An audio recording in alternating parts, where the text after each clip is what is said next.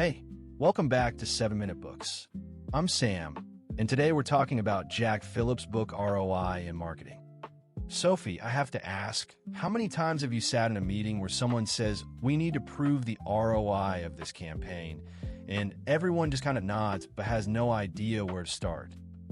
Oh, way too many. And usually the answer is something vague like we got 1 million impressions or engagement was up. But that's not really ROI.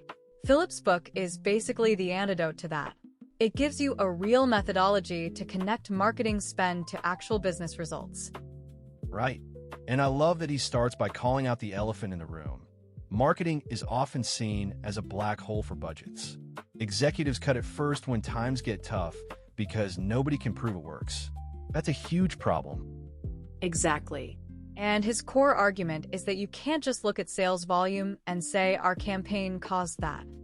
Sales get influenced by 1 million things: the economy, competitors, and product quality. He uses this great analogy. Attributing a sales spike to a marketing campaign is like saying a rising tide lifted your boat because you painted the hull. That's such a good way to put it. So the fix is a structured process. He introduces a 5-level framework for evaluation. Let's walk through those, because that's the meat of the book. Yes. Level 1 is reaction and planned action. Basically, did people like the ad? Did they find it useful?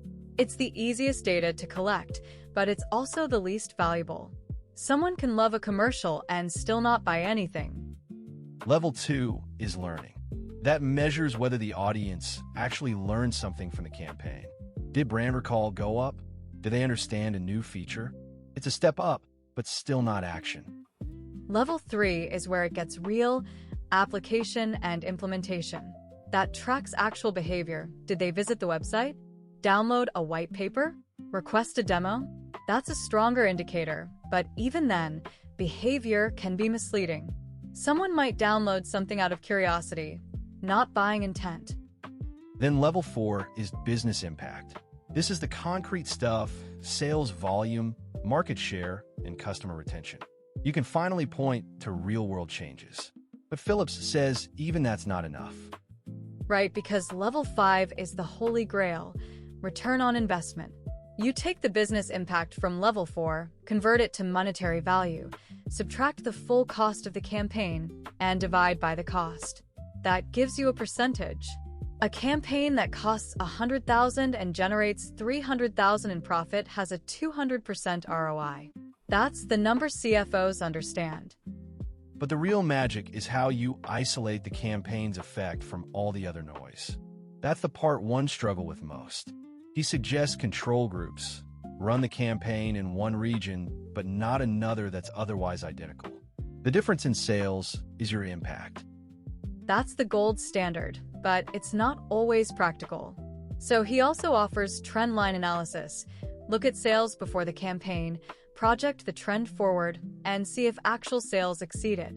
Or expert estimation, where you ask sales managers to estimate how much of a sales increase was due to marketing. It's subjective, but you can add rigor with confidence percentages. And then there's the tricky part: converting intangible benefits into dollars. Like, how do you measure the ROI of a brand-building campaign? He says if a benefit is important, you have to find a link. For example, a strong brand lets you charge a premium. If you can charge 10% more than a generic competitor, that premium is a direct monetary benefit of your branding. Right. Or increased customer satisfaction reduces churn.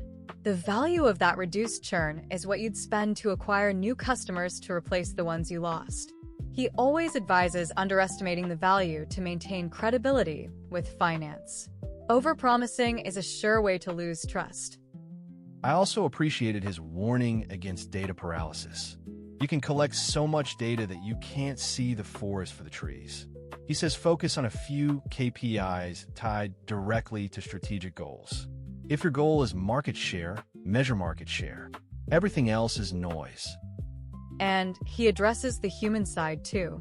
Some marketers are afraid measurement will reduce their creative work to a spreadsheet. But he argues it's actually a shield. A proven track record gives you the confidence to ask for bigger budgets and take bolder risks. It elevates marketing from a service provider to a strategic partner. He also talks about tailoring your ROI report to different audiences. The CEO wants the big picture and bottom line. The sales team wants to know how the campaign helps them close deals. The creative team wants to know which messages resonated. A single document doesn't work for everyone. And then there's the chain of impact. Marketing doesn't directly cause a sale.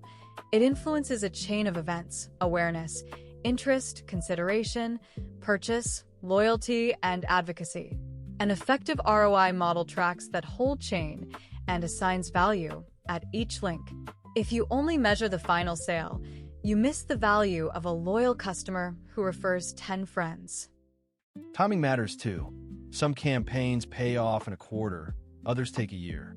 A campaign that breaks even quickly isn't necessarily better than one that takes longer but generates a much larger total return. You have to account for that time lag. And he also warns against misusing ROI. Some activities, like maintaining a corporate website or handling a PR crisis, are necessary costs of doing business, not investments. Forcing an ROI calculation on them is a waste of time. And you shouldn't compare ROI across completely different campaign types. A brand awareness campaign and a direct response campaign have different objectives and cost structures. Use ROI to compare similar campaigns and track improvement over time. So the big takeaway for me is that ROI is not a math trick. It's a management philosophy. It's about accountability and continuous improvement. It gives marketing a language to bridge the gap with finance. Absolutely. And honestly, if you want to go deeper, the whole library's over on 7minutebooks.com/app with over 6,000 fiction and nonfiction titles you can read or listen to in any language. It starts at $2.99 a month, $9.99 a year, or $19.99 for lifetime access. That's a great resource. So Sophie, final thought? Phillips proves that marketing is not a gamble, it's an investment, and like any good investment, it deserves rigorous and honest accounting. We'll see you in the next one.